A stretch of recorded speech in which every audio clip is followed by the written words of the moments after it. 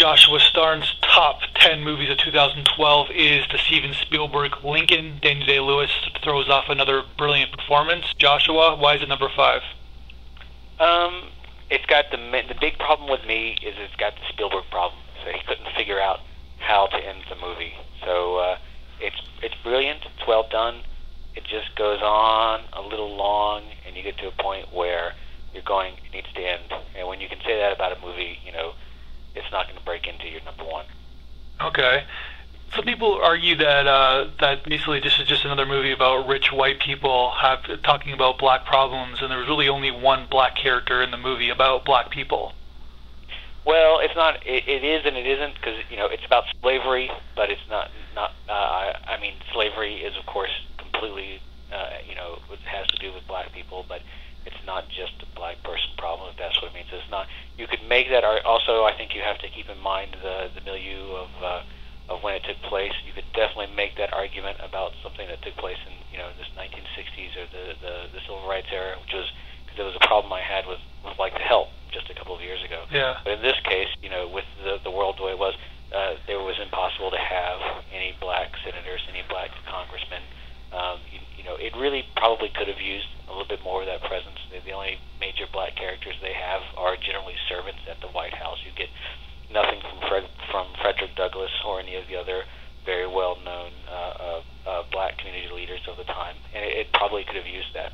But in its defense, Lincoln is almost entirely about it's legislative procedural. It's almost entirely about what it took to actually get the votes to pass the amendment, and that was done entirely by white men, because those were the only people who were allowed to be senators and congressmen at the time. I should say congressmen, because it's all about the Congress. But you wrote in your review, basically, it's a movie about a bunch of people talking in different rooms, which it was almost like a Civil War West Wing episode, but it was very interesting at the same time.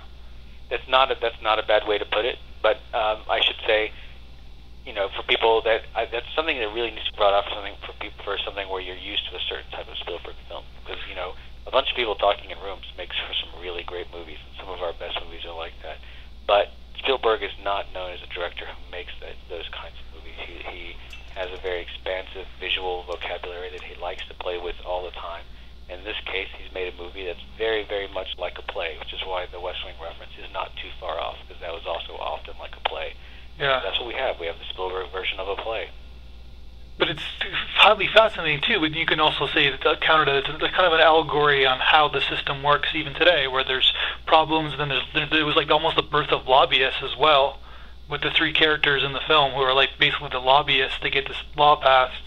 To an extent. It's a little bit backwards, more like political consultants, because your lobbyists are usually coming from outside the White House, not inside of it.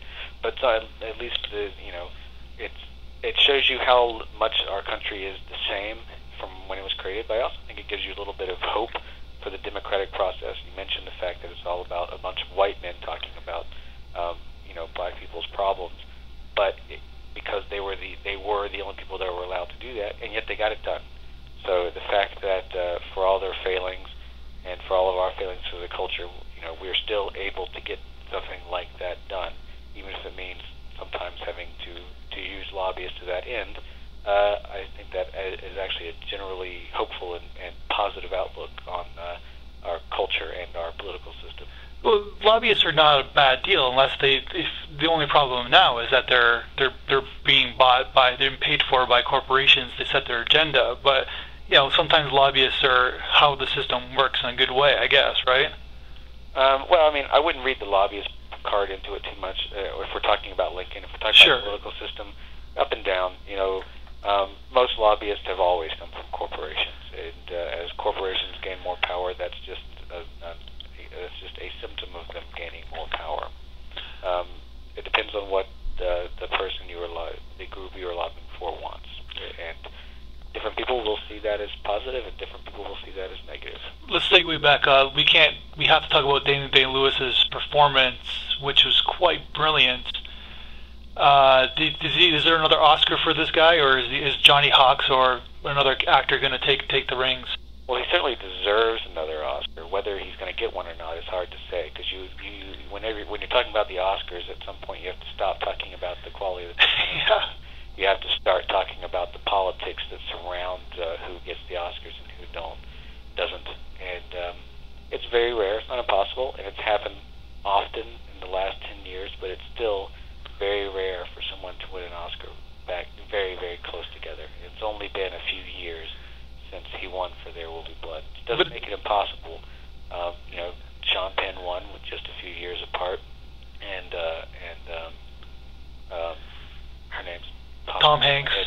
second. Not Tom Hanks isn't what I was talking about. That's a different type of rarity. Yeah. From Boys Don't Cry and Hilary Swank. Hilary Swank won just a couple of years apart, so it can happen, but it's very rare. So, but I think if you're talking about the Oscar, it's not going to be about the question of how good he was. He is quite amazing. It's going to be the question of, well, he's got two. Why don't we give one to somebody who doesn't have one? Because he's brilliant in this role. I can't imagine another actor in this role. No, he's great. It's considering it was going to be Liam Neeson for such a long time, he probably would have done an excellent job. But it's hard to imagine anyone else doing it quite right and really drawing the humanity out of Lincoln and making it feel like you're watching Lincoln more than you're watching an actor portraying Lincoln. To go back to the Oscars, it's like we were talking about Argo in another podcast. This is kind of a classic Best Picture film because it's about American history and it's got a landmark performance and it's got a legendary director attached to it as well. Best Picture? At the same time, for the most part, it doesn't. It's not sappy and it doesn't turn it into just a hagiography of America and of Lincoln. It's not super critical of him, but it definitely tries to portray him as more of a human being, and then he sometimes gets portrayed, and which certainly from a great when you're talking about a Best Picture type movie, that happens in these kinds of movies very often. So that's also something interesting and something that's very good about Lincoln. And we were talking about Argo as well. How we know the ending. It's one of those movies where we're watching to find out how the ending happened, I guess. And that's actually the big problem with Lincoln, because you don't need to see how the ending happened. It's among other things because it's completely irrelevant to the point of the movie. At one point, when they had originally started devising Lincoln, it was about his whole life. It was a real biopic in the classical sense of the term, and in that case, you do need that. But what they ended up making after all the 10 years or so of development on it is they decided to focus just on 4 months when he was trying to pass the 13th Amendment. And that's what the movie's about. And once the vote is cast and once the amendment has been voted for, that's the end of the movie. So, I mean, anything, and while it's called Lincoln, you might as well call it the 13th Amendment, and that it would still give you a just as clear picture of what the movie is about. And you really don't need any of that other stuff. This seems to be a nice pattern with biopics where they're just, instead of talking about a journey of one person's story, they're kind of focused on the like a chapter, their most defining chapter, I guess. Well, for one thing, it'll keep people's interest a lot easier, I suspect. But it's also it's what people want to see, I think, is some of it. But also, it's easier to do it that way. But you can also get down into the nitty-gritty and the details. If you were trying to do his entire life, you'd have to be very broad. If you're just doing 4 months, you can be very, very specific. And in the specifics, you can bring out the reality of what that person was actually like.